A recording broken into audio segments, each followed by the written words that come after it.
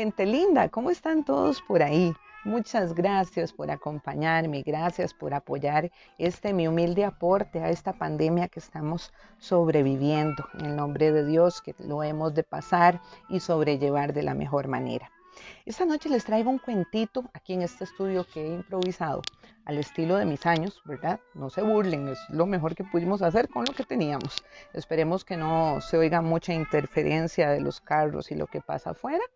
Esta noche el cuento se llama El Milagro y es dedicado a mi hermano menor. Como algunos saben, él es un músico muy talentoso. Búsquelo en su página de YouTube, Mario Lizano, y sígalo por favor y dele me gusta también. Este es el cuento que yo le hice a mi hermano pequeño y es un cuento con algunas aristas como siempre ciertas, con algunas otras de historia, un poquito de imaginación, y esto fue lo que salió. Vamos a ver si les gusta. Se llama El Milagro. Yo bien podría iniciar contándote uno de los muchos milagros que contemplé en la primera parte de mi vida.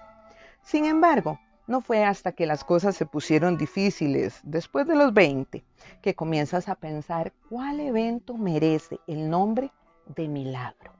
Generalmente lo aprendes al mismo tiempo que conoces el verdadero significado de la frase me equivoqué. Podría contarte cuando Dios me comunicó por medio de un milagro que mi amado nieto había nacido.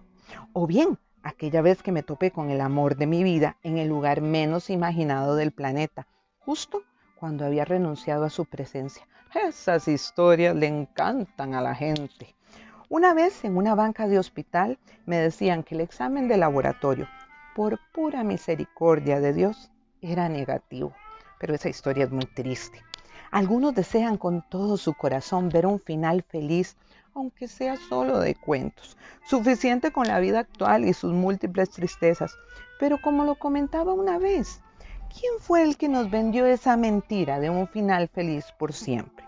Es una verdadera falacia creer que tenemos en esta tierra un final feliz por siempre. Pero bueno, esta tampoco es la columna de comentarios filosóficos, es un cuento, y para eso empezó usted a escuchar. Y claro, con semejante título, la expectativa es muy alta. El asunto está así. Mi tía lloraba. Mi papá colgó el teléfono y dobló rodilla diciendo: Virgencita de los Ángeles, si me los sacas con bien a los dos, te prometo, mientras tenga fuerza, ir a Cartago a pie.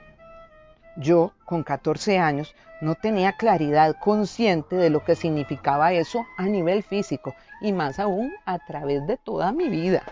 Nunca había escuchado a mi papá hablar así, de modo que pensé que esto era una verdadera emergencia, aunque no sabía qué había dicho la persona que hablaba al otro lado del teléfono. Ay, los 14 años de ese entonces no eran como ahora. Esa frase, es la misma frase, la decía mi abuela, con un tono de nostalgia que nunca comprendí. Nunca, hasta ahora que me percato de la tremenda nostalgia de lo que les estoy contando. La inocencia tenía un concepto incluso 1000 veces más noble que ahora. Habían tantas cosas que no entendía o sabía. Los jóvenes de ahora dirían que era una retrasada mental, porque ni siquiera podía determinar qué ocurría con mi madre o por qué mi tía lloraba tan desconsoladamente. Estaba embarazada, sí. Había ido al hospital, sí. ¿Qué pasaba? No entendía nada. Me salí de mis recuerdos cuando una voz me dijo: ¿verdad que canta divino? Era la señora de la mesa de al lado. ¡Ay, como nadie!, le contesté con la voz temblorosa de la emoción.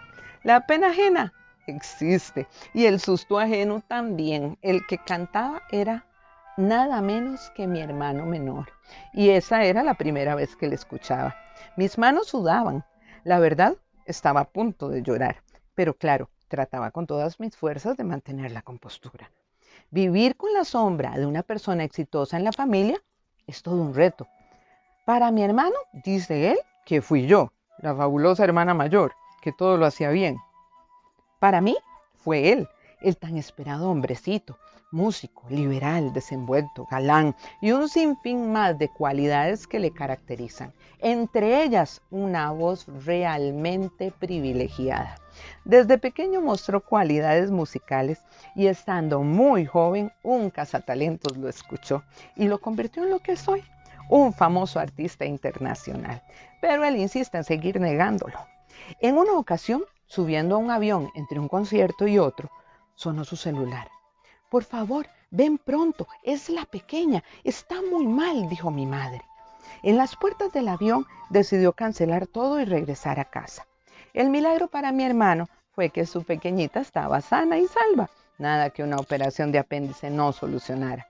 Para mi madre, el milagro fue que mi hermano no subiera a aquel avión, el cual tuvo un accidente fatal en el que ninguno de sus pasajeros sobrevivió. Pero casi siempre necesitamos que Dios trate personalmente con nosotros, ¿o no?